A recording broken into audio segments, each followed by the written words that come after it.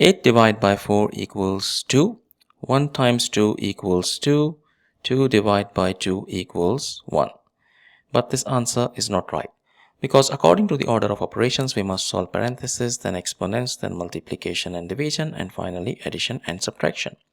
Remember, if in any expression you have both multiplication and division present, you must work from left to right, and same applies to addition and subtraction.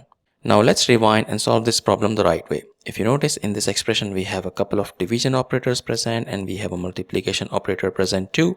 According to the order of operations, multiplication and division have equal level of priority, but we must work from left to right. So we need to solve this division first, because that is on the left side. 8 divided by 4 equals 2. Our expression simplifies to 2 divided by 1 times 2. Now we have two operators present, division and multiplication. Again, we have to work from left to right. So 2 divided by 1 equals 2. And finally, 2 times 2 equals 4, which is the final and correct answer to this problem. Thank you for watching. Please like the video, comment your answers, and subscribe to our channel.